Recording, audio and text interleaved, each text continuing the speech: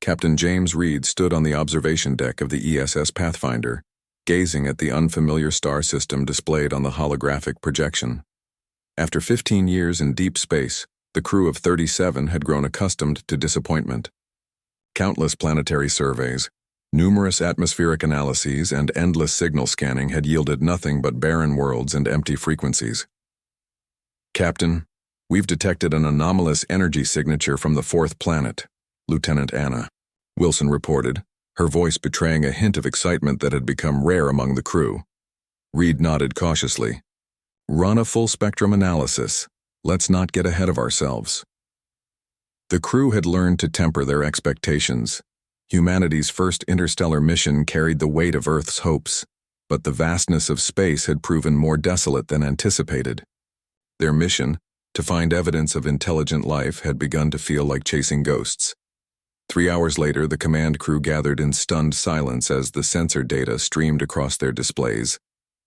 "This can't be right, Chief Science," Officer Thomas Porter murmured, recalibrating the instruments for the third time. "These readings suggest technology far beyond our own." Reed leaned forward, studying the data. "Are we certain this isn't natural?" "No natural phenomenon could produce these patterns," Porter replied. "Captain, we're looking at evidence of a civilization that might be thousands, perhaps tens of thousands of years ahead of Earth." The revelation sent a chill through the command center. Humanity had ventured into space seeking peers, or perhaps slightly more advanced civilizations. Never had they considered encountering beings whose technological capabilities might appear, as Arthur C. Clarke once suggested, indistinguishable from magic. "Initiate first contact protocols," Reed ordered, his voice steady despite the gravity of the moment. "But maintain orbital distance.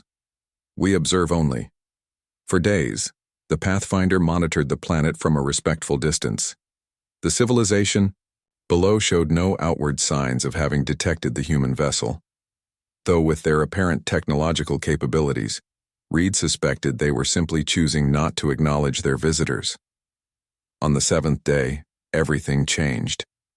"Captain," Officer Wilson called out, her fingers flying across her console.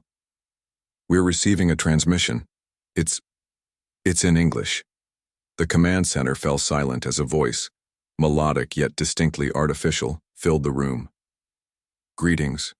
Explorers of Earth, your journey has been long and your patience admirable. We welcome you to our world, though we suggest you might find our neighboring moon more suitable for direct interaction." Reed exchanged glances with his crew. The beings below had not only detected them, but had analyzed their language and communications systems in a matter of days.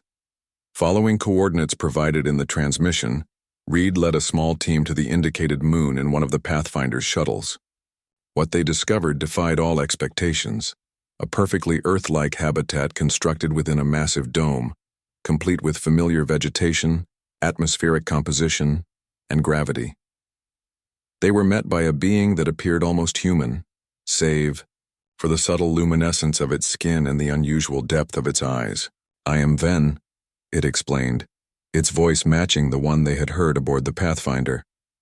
"We have taken this form to ease your discomfort. Our true appearance is quite different." Over the following days, humanity's representatives learned fragments of truth about their hosts. The civilization called themselves the Luminari, though they explained this was merely a simplified approximation of their actual designation. They had been watching Earth for centuries, monitoring human development with growing interest. "Your species fascinates us," Ven explained during one of their discussions. "Most technological civilizations we have encountered eventually reach an equilibrium state where advancement plateaus. Humans, however, demonstrate an unusual drive to push beyond established boundaries." Reed sensed there was something Ven wasn't sharing. "Why reveal yourselves to us now? We've barely mastered interstellar travel." Ven's expression shifted subtly. "Because you have reached a critical juncture. Your species stands at a precipice. The path you choose within the next century will determine whether you join the greater community of advanced civilizations or follow the trajectory of those who destroyed themselves." The revelation was both sobering and exhilarating. The Luminari, offered humanity not technology, which they insisted must be developed through natural progression, but knowledge, philosophical frameworks, ethical systems, and insights into cosmic principles that had helped guide their civilization through similar challenges millennia ago. As the Pathfinder prepared to return to Earth carrying this precious cargo of knowledge, Reed met with Ven one final time. "There's one question you haven't answered," Reed said. "Why us? Why humanity?"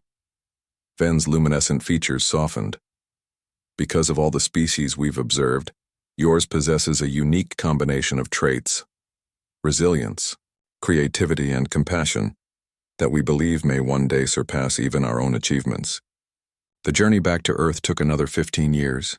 The crew aged, but their purpose had been transformed. They were no longer explorers searching for meaning in the cosmos. They had become messengers, carrying insights that would fundamentally alter humanity's trajectory. When the Pathfinder finally reached Earth orbit, the world they returned to had changed in their absence. Political divisions had deepened, environmental challenges had worsened, and technological advancement had created new ethical dilemmas. As Reed prepared to descend to the planet's surface with the luminaries' philosophical treasures, he understood that finding an advanced civilization hadn't just altered their journey, it had provided humanity with a map for navigating its most perilous evolutionary passage. The knowledge they brought back wouldn't solve humanity's problems directly. There were no technological shortcuts or miracle solutions. Instead, the Luminari had offered something far more valuable: perspective, the wisdom to see beyond immediate gratification toward long-term flourishing. Whether humanity would heed these insights remained uncertain. But as Reed looked down at the blue planet that was his home, he felt something he hadn't experienced in decades: hope. The true journey, he realized, was just beginning.